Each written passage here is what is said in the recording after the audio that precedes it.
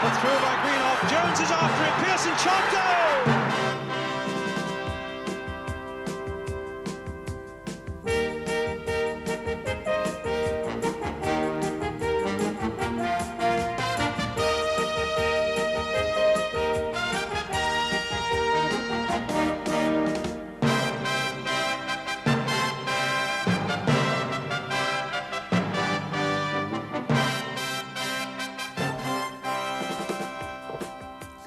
Welcome again to the big match, and a strong lineup of action for you today on the programme.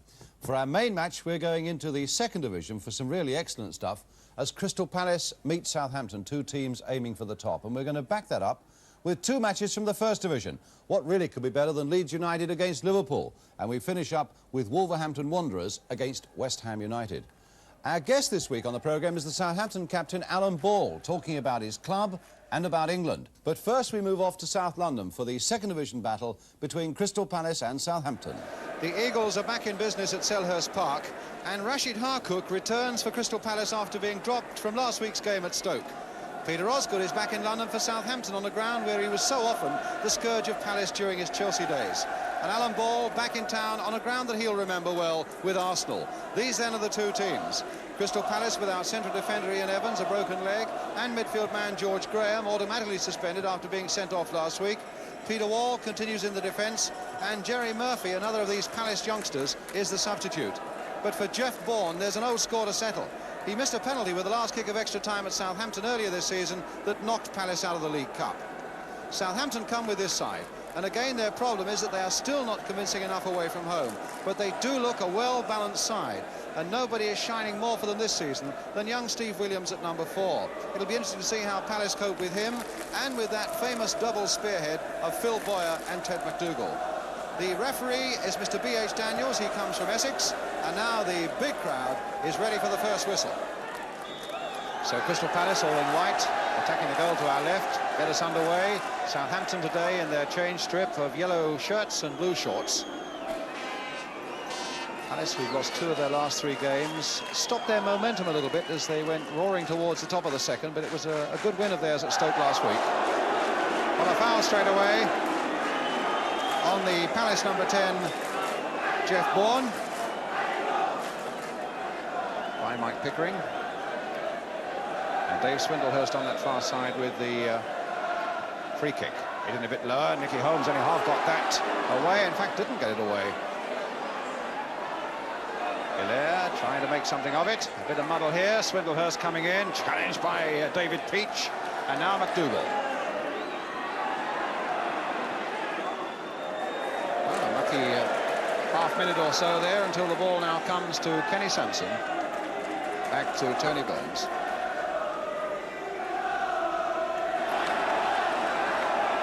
Sansom, Hilaire, Bourne, Ball, McDougall. Tackling against the odd there, Ted McDougall, and Kenny Sansom coming away with it. Only 18 himself. But Peach is there, it'll come for Bourne. Oh, and Wells did marvellously there for Southampton. Well, out of nothing, suddenly Jeff Bourne was absolutely free. It looked odds on a Palace goal, but Wells did marvellously for Southampton and blocked that shot, and it went for the corner.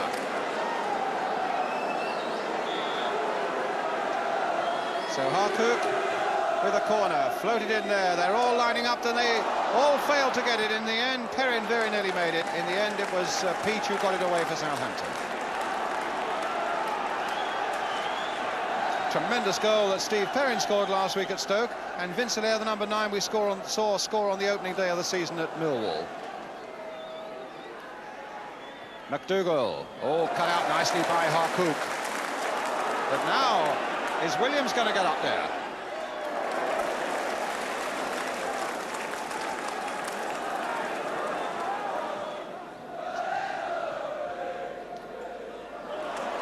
Swindlehurst.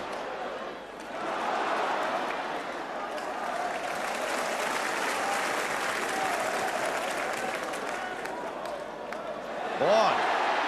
Now Wells again to the rescue. And only just gone out of play. And it's a corner for Crystal Palace. Putting on his cap. Bourne again sliding free. And Wells again sliding to the rescue.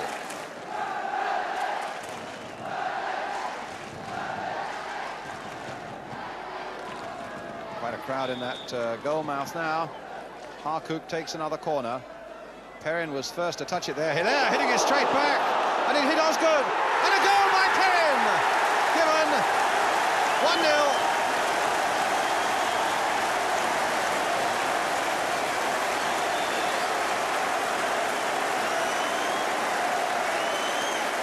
Well, a great break that for Crystal Palace.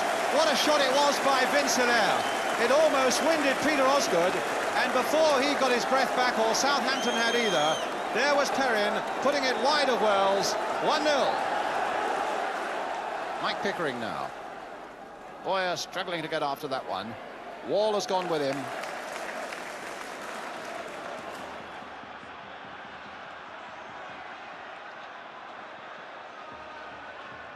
Boyer. And here's Nicky Chatterton. Hilaire.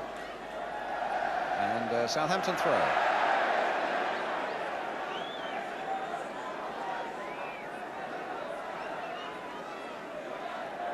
Osgood. Oh, he crossed that well. Boyer's there with a header! One apiece. There's the man who made it. And there's the man whose head was truly in the right place.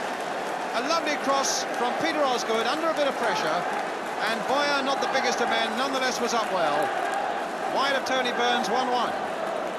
Crystal Palace 1, Southampton 1, and still only 14 minutes gone.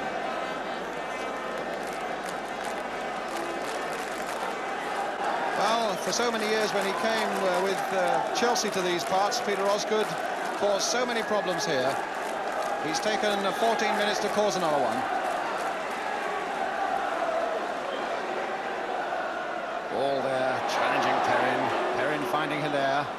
Ball going in rather wildly there on Vince Hilaire. And the referee taking him away to have a cautionary word. It was a wild challenge, there can be no argument about that. And I think Mr. Daniels just about reading the riot act there to Alan Ball without taking any further action, but I think the warning is there clearly enough, and Ball will be well advised to take the advice.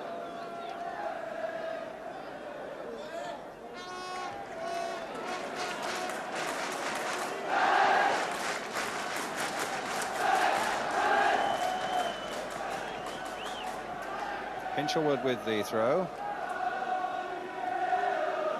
Swindlehurst. Got a corner. Oh, the referee's down. Oh, that rebounded onto the referee and poleaxed him to the floor.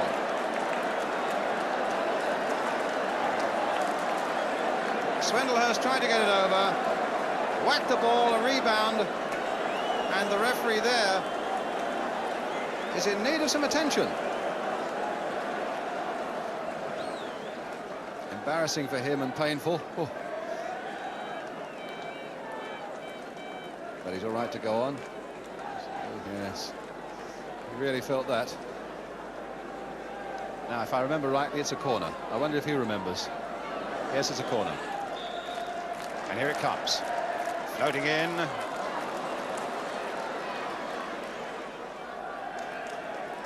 Throw to Southampton.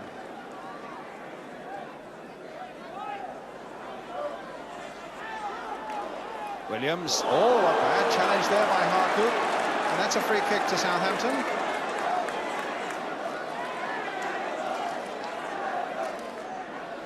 Quiet word again, just as he did to Alan Ball a few moments ago.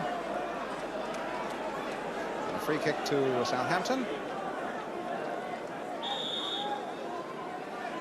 Malcolm Waldron with it. Thumped high there towards Peter Osgood. Here's Peter Wall. Oh, he was caught in two minds there, and Cannon only half got that away, Osgood. And now it comes from Ball to Boyer. There's the cross again. McDougall's at the far post, nodded back again. It might come for ball now. A touch there for McDougall. And still they couldn't get it in, and Palace struggled all the time to get it away. Well, it all began with Peter Wall not really being very decisive, and the ball bobbed around there for a long time. Williams with the corner for Southampton. Osgood with a header. And by his run, which was well timed, he made it a free header, but he just couldn't screw that ball back enough.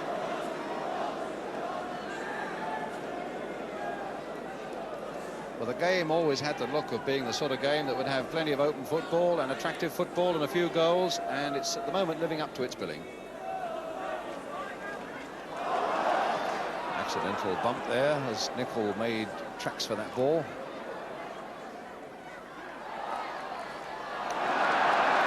Throw given to Southampton.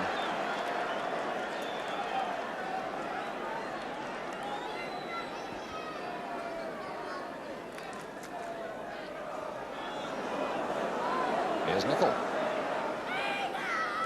Osgood.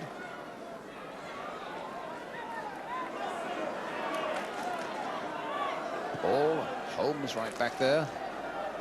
As Nicol went forward, he went back.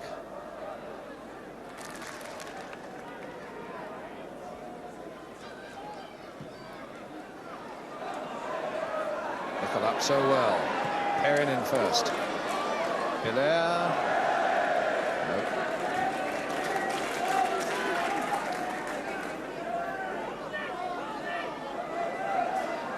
Holmes for Southampton. McDougall taking Cannon out wide there. Getting it in once more, and Osgood arriving, but not quite finding the height. Not happy with the decision. But Swindlehurst now, Harcourt, look at that for acceleration. With Bourne in the middle, brought down right on the edge of the area, not inside. And the referee calling for, I think, not only the trainer, but also it looked as though he was looking for a yellow card, as he wants to talk to David Peach. We'll just see what happens here, and then we'll look again at that tremendous explosive burst of running by Rashid Harcourt. David Peach's name goes into the book.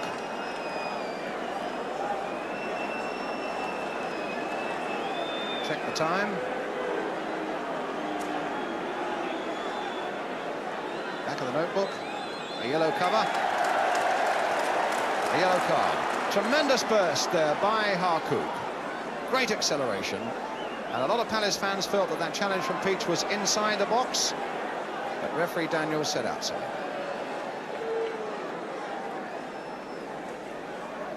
So we wait for this Palace free kick. Harcourt is all right again. Swindlehurst will take the free kick. They've got Cannon up as well. Hit in low, and in fact, irony of ironies, it was David Peach who got it away.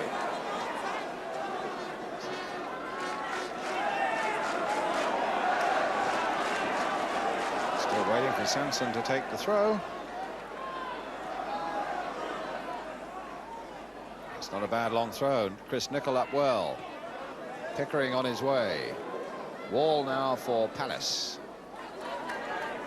Cannon, giving it away, ball, McDougall, Williams back to ball again, a lovely long ball this time for Phil Boyer, there's the header, lovely play by Southampton.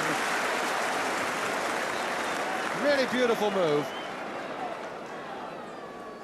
And Alan Ball's long crossfield pass, met by Phil Boyer, but straight into the arms of the Palace goalkeeper Tony Burns. 2 minutes of injury time gone. Perrin hoping to get to this one. Brought down. That's another free kick. Foul by Pickering.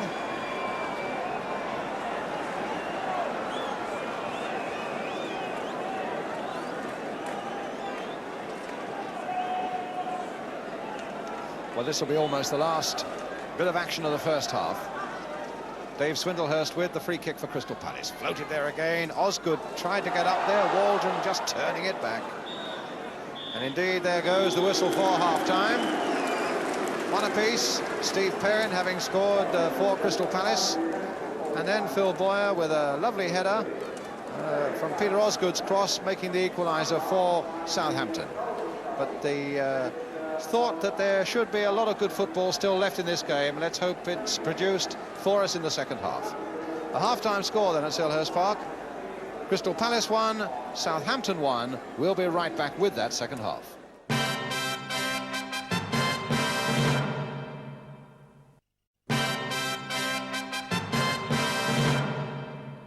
Welcome back to Selhurst Park for the second half of this second division game between Crystal Palace and Southampton. Southampton now attacking the goal to our left in the dark shorts, and this is David Peach for them. Not the best of sides away from home, they know that well enough. But here's Alan Ball claiming that there was a handball there by a Crystal Palace defender. The referee said, "I'll have none of that. If it was accidental." Lost their last two away, Southampton, each time conceding 3 goals at Millwall and at Sheffield United. But they've looked a little more prepared for the battle on this occasion. McDougall on the far side. Williams trying to turn it back in. Here's Hilaire. Sampson's made a tremendous run down there, but McNichol always in the driving seat, except that he's given it away. Jeff Bourne is right up there with him. My word, what a terrible mistake that by Chris Nichol, which could so easily have cost Southampton another goal. Here's Swindlehurst going a long way through, and a good effort. Wells, in fact, in the end didn't have to get a hand to it. Two things to look at there. That incredible mistake by Chris Nichol. What on earth was happening to him on the other side of the field there? And having seen that, a look at Swindlehurst coming through with his shot, which was just over the Southampton crossbar.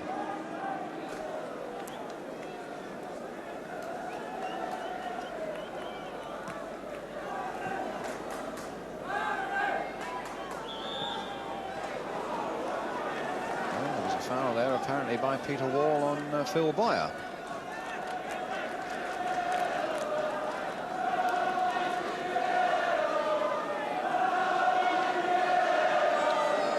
So Chatterton and Perrin in the wall as Ball plays it wide. It'll have to be taken again. The referee wasn't ready for it to be taken.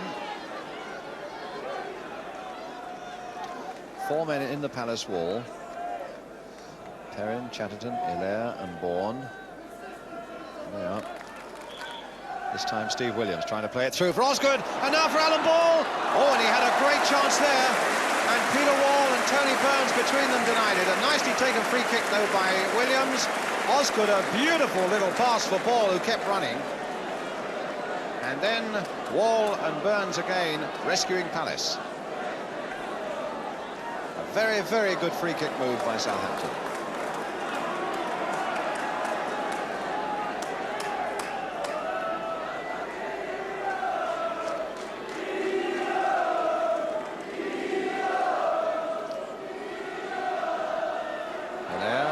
Sampson hit in early this time to Chatterton. He hit that on the outside of his right foot, hoping to screw that into the top corner.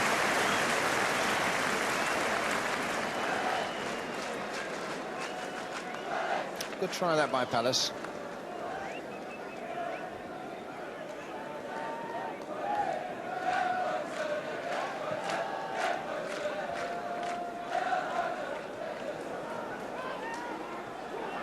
Bourne, such a neat player, and he turns so well. And here's Hilaire. That's a corner.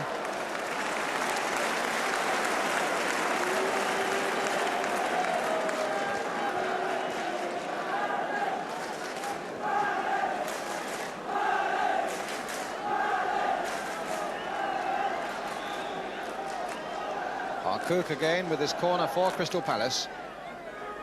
Floated towards Cannon. Oh, he hit the crossbar. Swindlehurst nodding it in. Oh, and Wells had to react very quickly there as Chatterton and Vaughan came in on him. A great corner there. Bad luck for Jim Cannon. A lovely floating corner there from Harcourt. Cannon up so well and beat Southampton to the wide, except that he couldn't beat the crossbar. Now the second half gone, still one apiece. And Swindlehurst for Crystal Palace. What about that for a ball by Swindlehurst for Harcourt? Oh, a yard wide. Didn't quite catch that the way that he can. But it was a chance that was made for him that opened up the whole of that Southampton defence. A great ball by Dave Swindlehurst. Harcourt again showing that explosive acceleration. But not quite the shot that he wanted.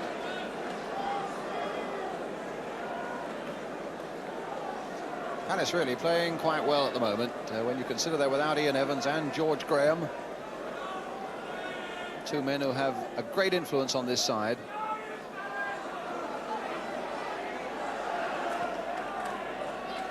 It's going to be a throw to Southampton.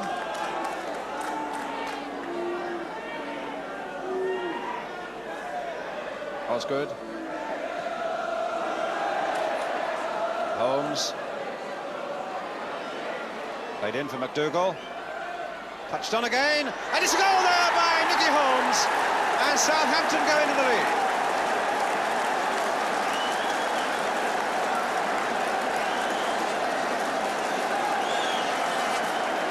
Well, that's Southampton in the lead. Their fans are delighted. And Laurie McManamy, just a little bit of applause and a smile as well, now calmed down. And in point of fact, it was the chance that fell very close to goal there for Nicky Holmes, and he tucked it under Tony Burns' body into the back of the net. Crystal Palace 1, Southampton 2. 16 minutes of the second half gone. So a few have come up from the south coast, and Nicky Holmes, who scored last week as well against Sunderland, will get his first goal of the season, gets another one today. Now there's a task for Palace. They're not playing well at the moment, as Williams plays it in again. Wall goes away even at the expense of a corner.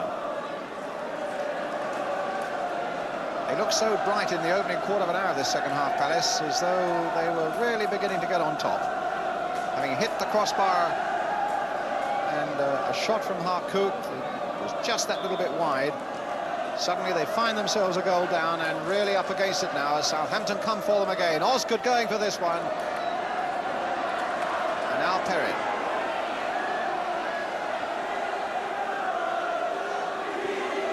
Oh, what a ball there from Perrin. Now can Harcourt make this one? He's brought down by Pickering.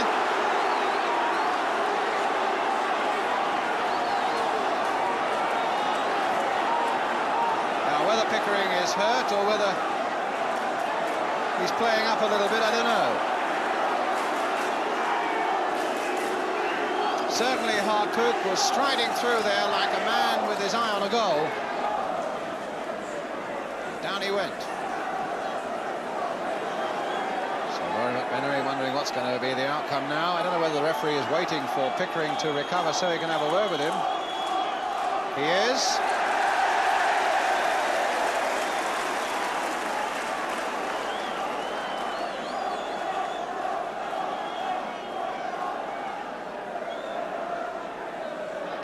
The referee certainly had a sharp word with Pickering early on in the game.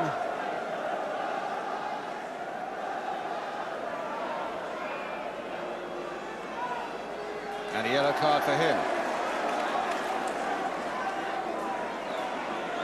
And a free kick for Palace. It's Chatterton and Swindlehurst.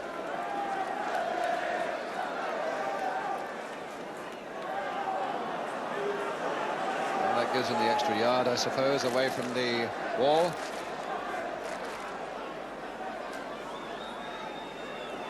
Now, what will Chatterton do? Through the legs? No, the other side of Swindlehurst this time, and he tried to curl it in. A well-practiced Crystal Palace free kick, but that time it didn't quite come off for them. Southampton going to bring their substitute on. They're taking Peter Osgood off. And Trevor Hebbard, a striker, is coming on.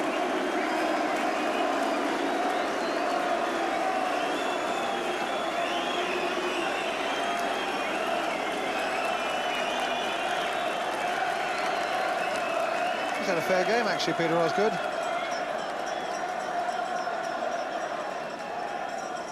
And Laurie McManamy probably thinks so as well. Maybe there's a slight niggle there, or... Can't think what the other reason can be. But Hebbard's on now, and he's a striker. Williams whacks it away. We've got about 10 minutes to go.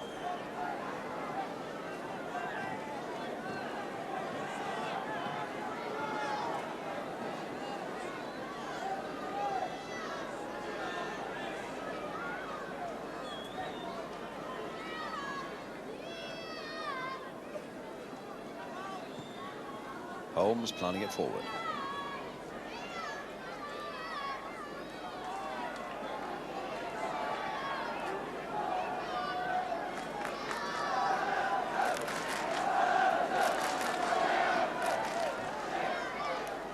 Harcook.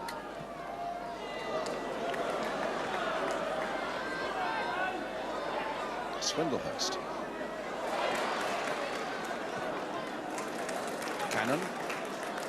Harcook again, this time for Sanson. A lot of players up now for Palace. Bourne is away on the left, and I'm surprised that Sampson didn't pick him up. He was in a lot of space over there on the left-hand side of the field.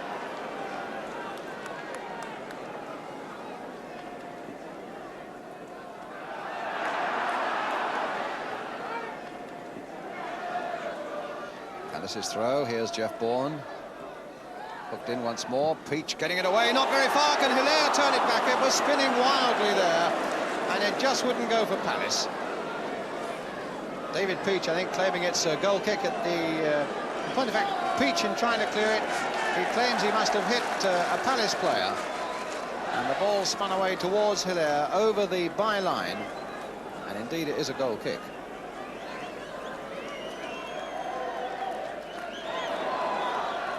Final whistle, 2 points for Southampton. A good deal of satisfaction for their manager, Laurie McManamy. If not for Crystal Palace, after they'd gone ahead, were finally beaten with a goal in the second half from the number 10 there, Nicky Holmes. With, in the first half, Crystal Palace having gone into the lead with Steve Perrin, Phil Boyer having got the equaliser for Southampton. Final scoreline then at Selhurst Park. Crystal Palace 1, Southampton 2. Well, for Crystal Palace, their third defeat at home. A little lightweight in attack, I thought, yesterday, and suffering, too, for some rather rugged Southampton tackling. As for the Saints, a much better all-round performance, which was a point I took up afterwards with their captain, Alan Ball. People tend to think that Southampton are not at their best away from home, but that looked a good, solid performance by your team today, Alan. We're very pleased. We've had a couple of setbacks away from home. We're always capable of winning at home because we've got people who love to go forward and creative players. Away from home, we've gone out with the same attitude and got punished, really, Brian. Do you think sometimes I don't mean you personally, but the team hasn't quite got the stomach for the fight when they go to some of the less fashionable places in the second division? Yeah, we've got the stomach for the fight, but we think we're so superior, and we haven't got the right to be superior until we knuckle down to working hard a little bit to start with. We tend to go out and thinking, well, on paper we're better than them, and we go out and before you know where we are, we a couple of goals or a couple of goals down, which has happened to us. Where do you think your superiority showed today? I think our ability to fight, which people have questioned us for. We came back from a goal behind after, what, 10 minutes. I think we bossed the midfield. We stuck 4 people in there. We played out a little bit deeper, and I think this is where we overcome them a little bit. You played Aussie a little bit deeper, you say? Yeah. In the midfield, in touch with us a little bit more. Yes. And we sat Nick Holmes in behind the middle 3, so that any one of our middle 3 could break out, really. Yes. And you look to be enjoying it enormously yourself. I mean, I was saying a bit earlier, you seem to bully people for 90 minutes. Well, you know, it's it's my way. I'll never change. I love football. I'm enjoying it as much now as when I started. Is that so? You're really enjoying it as much? Of course I do. Yeah. The games are getting less and less, and I'm going to enjoy every one I've got to play to the end of my career. I love it, you know, especially there's a big crowd here today. And we had to go out to prove ourselves that we can do it away from home, and we are going to be a serious threat in the second division. And I'm delighted for the gaffer, really, because he's a different class fella. Laurie McManamy? At the end of my career, you know, he's made me feel fabulous. How does he do that? He can handle strong-willed people, and he handles me great, and he makes me feel very happy and makes me enjoy my football. You know, we have our discussions, no arguments with him, and I seem to be able to get my point over to him and he accepts it, that he comes back with his suggestions and whatever. But he's not fighting me all the time, and this time in my career, you know, I don't want to fight people anymore. You had a right old go at one or two of your defenders there during the course of the game. I remember once early in the second half, I think it was, Mike Pickering, you picked on in particular when things went wrong. Yeah, well, he got caught square a couple of times. Harcourt made a couple of runs, and it wasn't as if he couldn't see him. He saw him a long way out and still got caught square across instead of dropping off. And he's a young lad, he's a super lad, he's prepared to learn, and I don't want to be soft with him. I'll point out to him where I thought he went wrong, and we could have dropped a point through him being caught square, and it wasn't the first time, you see. So you've got to keep on telling him until it's like when the penny drops, really. When you say your games are getting fewer and fewer, I mean, heaven forbid us from the day when you're not out there playing, but I mean, you must be looking now for, what, 2 more seasons or 3 more seasons? Yeah, or what? I feel, I'd love to see a good season in the First Division with this team. Do you think that's possible? Of course I do, yes. We wouldn't have started the season if we didn't think that. We're not frightened of talking about promotion. We're going to have a right go on. As I say, I want to have some fun in the First Division. And I'm sure he would. And in fact, Southampton don't look at all a bad bet on the way they played yesterday. We were talking that interview about fighting and battling, and I suppose that really is one of the things that's basically wrong with the English game at the moment. But there also is a lot of skill in that Southampton side, and it's some of the old heads who are helping to produce it as well. Just one little moment here. Alan Ball, a simple pass played in there. A headed ball from McDougall again, and back it goes from young Steve Williams. What a tremendous prospect he is. And look at that ball that Alan Ball has slung right in there. He was telling me he thought that Phil Boyer might have taken that on his chest instead of heading it in. Well, you can't be perfect, I suppose, but it was certainly a lovely Southampton move, and the sort of thing that they did produce to good effect yesterday.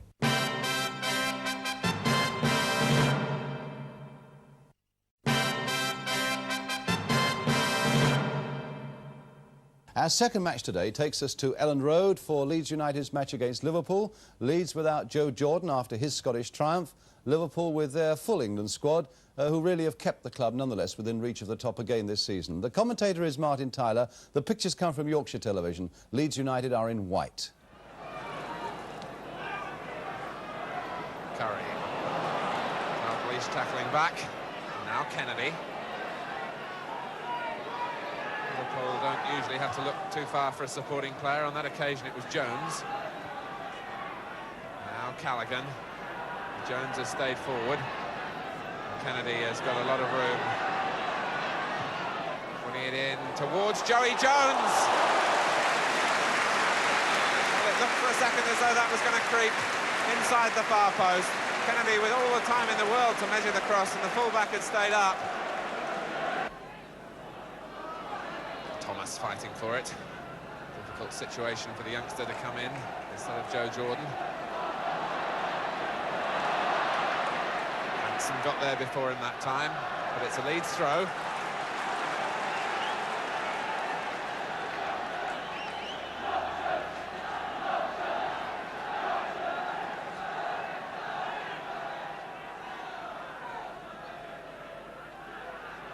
Curry in for Eddie Gray.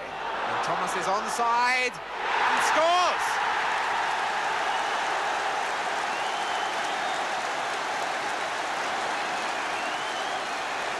So 20 minutes gone and Liverpool just a little bit flat-footed, and the speed of Gwyn Thomas undid them. Tucked it away beautifully. The Leeds harassing, making life difficult for Liverpool, who enjoy building patiently, as they try to do now with Emlyn Hughes. The ball skidding off this slippery top past Jimmy Case.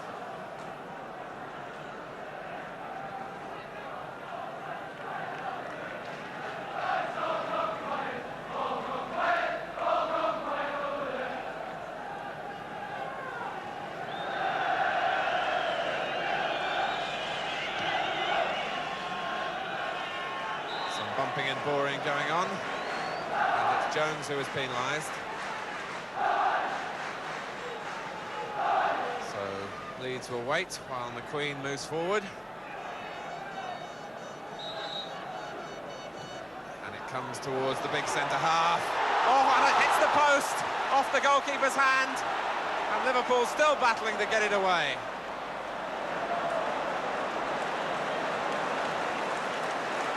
Well, all credit to Ray Clements for keeping that out, but he's got to thank the post as well. McQueen's header. We can look at it again.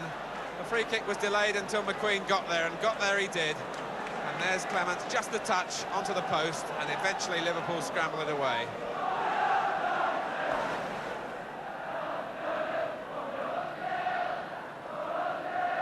Neil for Liverpool.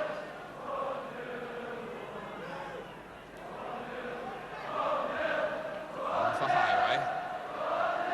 Nice turn from him, but again, not too many men forward for Liverpool, although Joey Jones is one and Stewart is in trouble. Now a great chance for Jimmy Case. Well, it's 1-1, and a disastrous goal for Leeds to concede. Stewart way out, beaten as it was knocked back by Joey Jones, and Case kept his head, and Liverpool are level. Now Kennedy.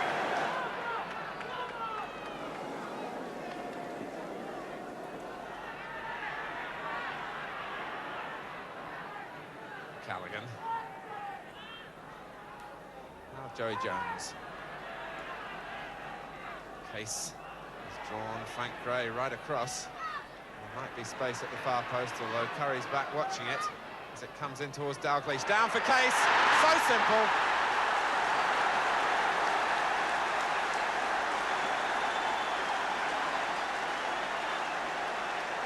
Well, there's been a lot said about Kenny Dalglish, the scorer, but here he is, the provider. The chest trap down for Jimmy Case to shoot cleanly past David Stewart. Liverpool retaining possession.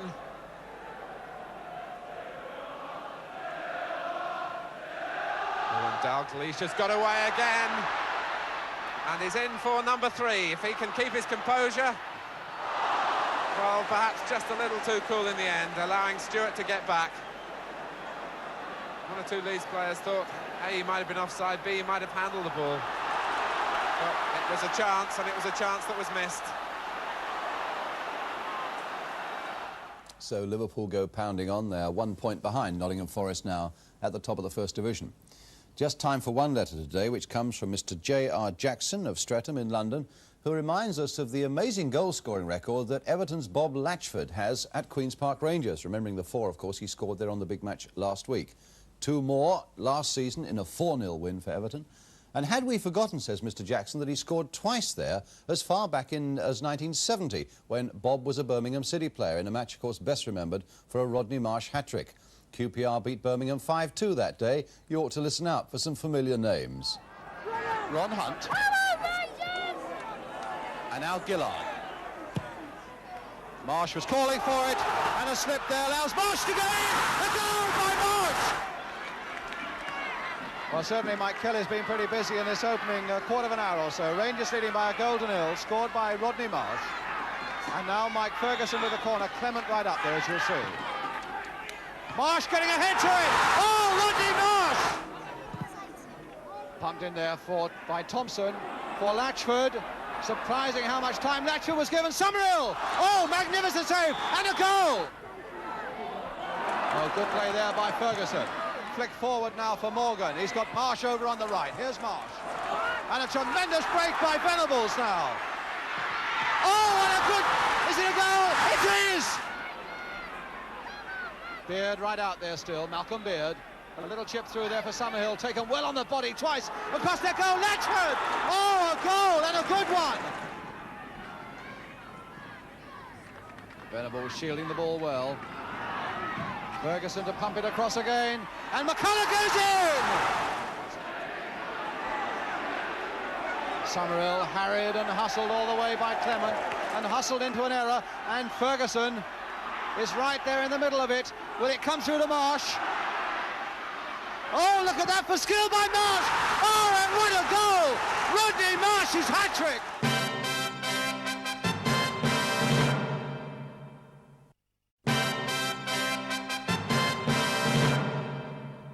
Now we come to our last game today, though, and stand by for goals and excitement as we pick up Wolves against West Ham. Wolves have made really quite a respectable start back in the First Division. West Ham have begun gloomily in terms of results. They started the day far too close to the bottom. The match at Molineux then was covered by ATV. The commentator is Hugh Johns. West Ham are in the white shorts. Radford down to Brooking. Nice looking breakout here for West Ham, waiting for Devonshire to join in from the right.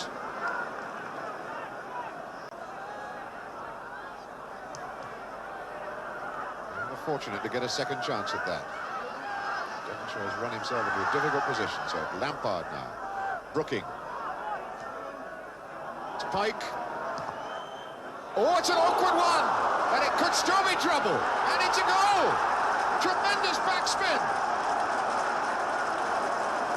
1-0, Jeff Pike, his second goal of the season. What a goal that turned out to be. Pike driving it. It looked very much as though it took a deflection off a Wolves player, but anyway goes on. The spin of it beat Bradshaw up against the crossbar. The crossbar gave it a lot more spin, and when it came down, it just peels back into the net. Here's Willie Carr. Palmer. Hibbett, Palmer. Hibbett again. Yes, and a fine save by Mervyn Day. Even gets applause from Hibbett. Mervyn Day knew his angles, knew where his post was. That looked like a certain goal from Kenny Hibbett. Mervyn Day just sweeps it away behind the post. Now Robson, he'll lose that to Parkin. Hibbett, Carr, catching, Palmer. Sunderland. Sunderland getting a lot of the ball on that right wing. It's a better looking cross, and that was Bell. Owen Bell getting on the end of that ball in from Sunderland as Richards played his part by taking the attention of the defenders and letting Bell sneak in for his header. Daly stuck to his job well. It was Devonshire on for Robson. Pike skates away from Palmer. Good cross. Brooking. Miss. Robson. Goal.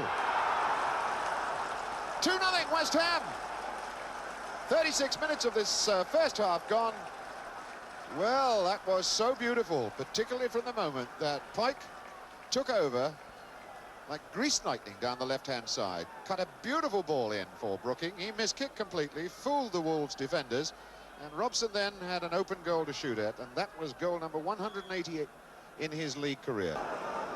Tommy Taylor joining in the attack. Radford seemed to hang there for a long time. He's done an injury to his left thigh in that jump.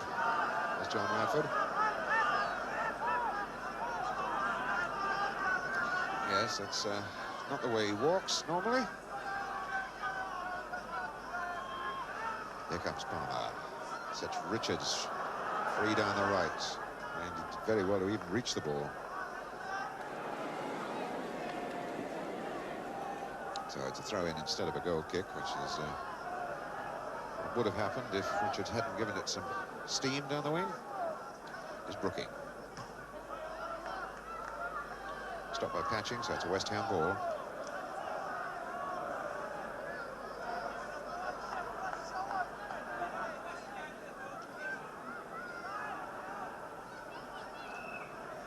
It's Palmer. Hibbett. Patching. It's for Palmer. Sunderland. Palmer. Where's the cross? Richards. Goal! Fine one by John Richards. Well, that's dragged it back. That is goal number 100. A century of league goals for John Richards, and I suppose that was as good a way of doing it as any. The long build-up out on the right. Finally, Palmer knocking across the face of the goals, and John Richards, a glancing header, beats Day.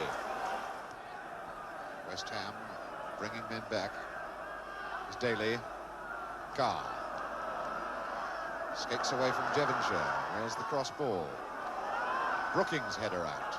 Hibbett. Hibbett to try it. Lash it. Deflected. Goal. Hibbett.